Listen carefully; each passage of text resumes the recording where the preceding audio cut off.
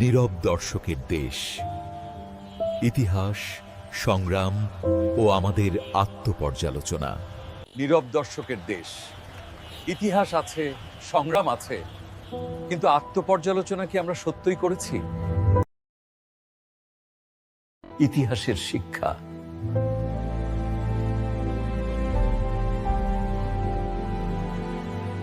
কিন্তু শিক্ষা তখনই অর্থবহ হয় যখন আমরা তা বর্তমানের আয়নায় দেখি।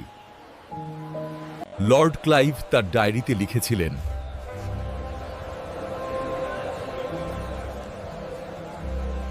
আমাদের সৈন্যরা যখন সিরাজউদ্দৌলাকে টেনে হেঁচড়ে নিয়ে যাচ্ছিল, তখন যারা দাঁড়িয়ে দাঁড়িয়ে সেই দৃশ্য দেখছিল, তারা যদি প্রত্যেকে একটি করে ঢিল ছুঁড়ে মারত, তাহলে আমাদের সৈন্যরা নাস্তানাবুদ হয়ে যেত। এই কথাটি শুধু একটি ঐতিহাসিক মন্তব্য নয়, এটি একটি জাতির চরিত্রের নির্মম দলিল। প্রশ্ন উঠেছে, সেই দিন কি সত্যই লর্ড ক্লাইভের সৈন্যদের কাছে সিরাজউদ্দৌলার পরাজয় হয়েছিল? উত্তর একটাই, না। সিরাজউদ্দৌলা পরাজিত হননি ইংরেজদের কাছে, তিনি পরাজিত হয়েছিলেন নিজের মানুষদের কাছে। স্বজাতি ভাইদের বিশ্বাসঘাতকতায়, চারপাশের নীরব দর্শকদের উদাসীনতায়। এই পরাজয় ছিল না শক্তির কাছে দুর্বলতার, এটি ছিল চরিত্রের কাছে চরিত্রহীনতার। সিরাজউদ্দৌলারা কখনো পরাজিত হয় না, কিন্তু সিরাজউদ্দৌলাদের জাতি বারবার পরাজিত হয়। সিরাজউদ্দৌলারা কখনো পরাজিত হয় না, কিন্তু সিরাজউদ্দৌলাদের জাতি বারবার পরাজিত হয়।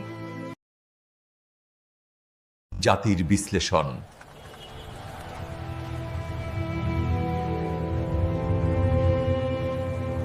আমাদের সমাজ ও মানুষের মনস্তত্ত্বের পর্যালোচনা।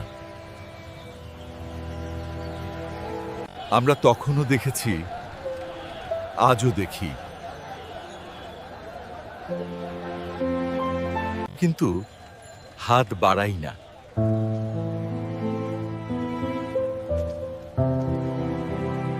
লর্ড ক্লাইভ নেই, কিন্তু তার শক্তি আজও কাজ করে আমাদের ভেতরের ভয় ও সুবিধাবাদিতায়। আর আমারটা আগে এই মানসিকতার মাধ্যমে।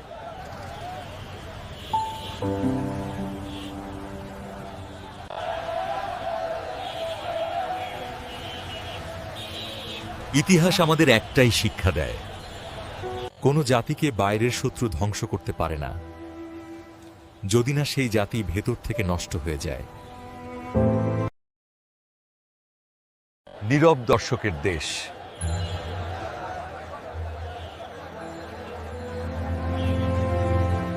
যেখানে মানুষ দেখে কিন্তু অংশ নেয় না, এভাবেই জাতি তার শক্তি হারায়।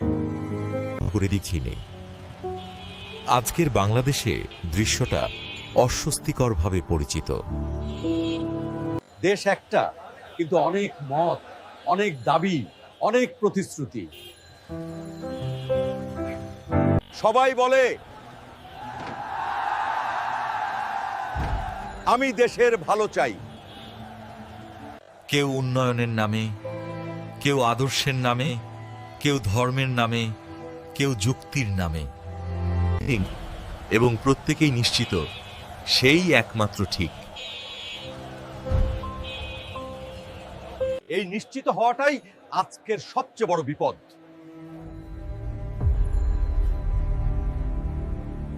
নিজেকে ঠিক প্রমাণ করতে কূটকৌশল বৈধ, ষড়যন্ত্র বৈধ,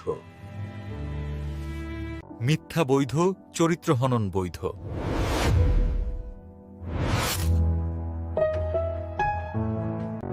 দেশটা আর লক্ষ্য নয়, দেশটা হয়ে গেছে অজুহাত। সবাই দেশের ভালো চায়, কিন্তু দায় নেয় না। অন্যায় দেখেও বলে, আমার কি লাভ, আমি একা কি বা করতে পারি। নীরবতা। দেখেও না দেখার ভান করা। যেখানে অনেক কিছু ঘটছে, কেউ কণ্ঠ তোলে না, কেউ পদক্ষেপ নেয় না। নীরবতাই যেন সবচেয়ে শক্তিশালী অস্ত্র। আজকের বাংলাদেশে সবচেয়ে শক্তিশালী অস্ত্র শিক্ষা নয়, বুদ্ধি নয়, নীরবতা। এই নীরবতার উপর ভর করেই ষড়যন্ত্র বড় হয়, কূটকৌশল বৈধতা পায়, ভুল সিদ্ধান্ত ইতিহাস হয়ে যায়। আমরা বলি, দেখি কি হয়।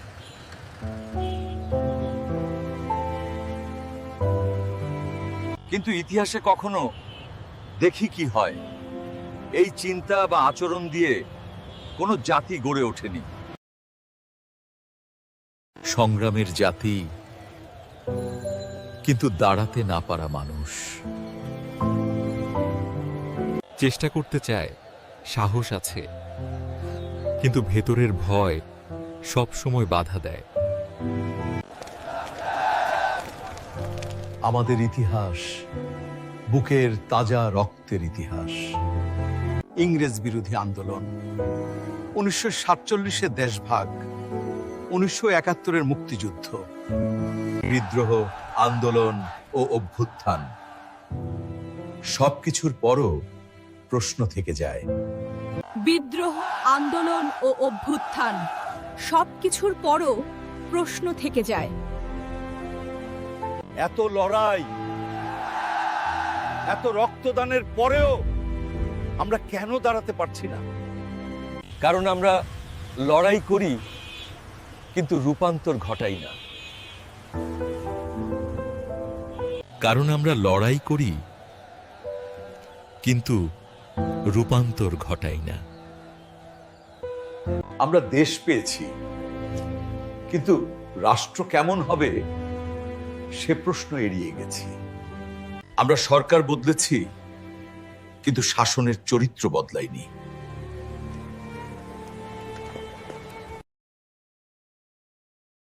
নাগরিক হই আন্দোলনে, প্রজা থাকি জীবনে। সংগ্রাম করি রাস্তায়, কিন্তু ঘরে বসে জীবন কাটাই।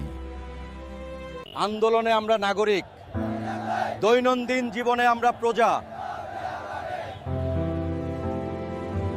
অন্যায় দেখেও আমরা চুপ থাকি।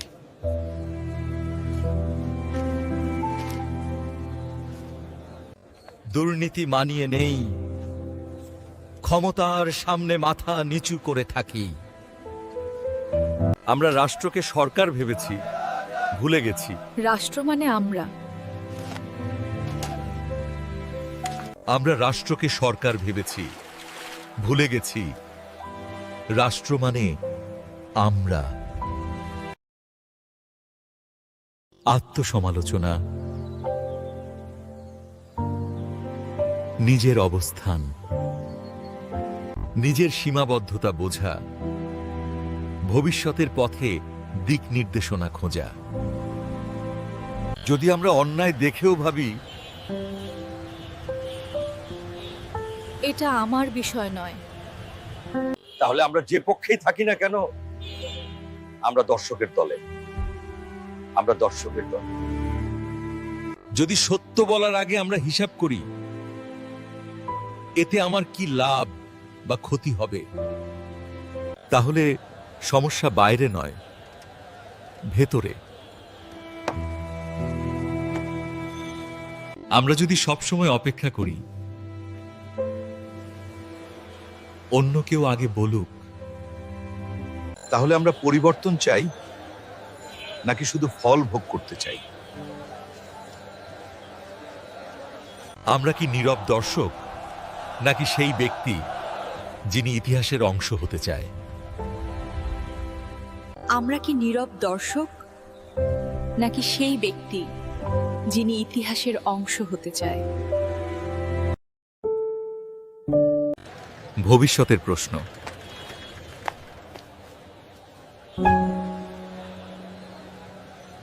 আমরা কি প্রস্তুত নিজেকে বদলানোর জন্য? আমরা কি প্রস্তুত নিজেকে বদলানোর জন্য? ইতিহাস একদিন আমাদের জিজ্ঞেস করবে না, তুমি কি বলেছিলে? সে জিজ্ঞেস করবেই, তুমি কোথায় দাঁড়িয়েছিলে, দর্শক নাকি ইতিহাস গড়াদের দলে? আমরা কি দায়িত্বশীল নাগরিক হতে শিখেছি? নীরব দর্শক থাকা সহজ, কিন্তু ইতিহাস গড়া কঠিন। তুমি কোথায় দাঁড়িয়েছ, দর্শকের দলে নাকি ইতিহাস গড়াদের দলে? সিরাজউদ্দৌলারা কখনো মরে না, কারণ তারা ধারণা, তারা চেতনা। কিন্তু প্রশ্ন হলো, আমরা কোন দলে? কিন্তু প্রশ্ন হলো, আমরা কোন দলে? যখন আমরা নীরব দর্শক হওয়া বন্ধ করব, তখন আর আন্দোলন বা অভ্যুত্থান করার প্রয়োজন হবে না। যখন আমরা নীরব দর্শক হওয়া বন্ধ করব, তখন আর আন্দোলন বা অভ্যুত্থান করার প্রয়োজন হবে না। সেদিনই আমরা সত্যিকার অর্থে জাতি হিসেবে দাঁড়াবো।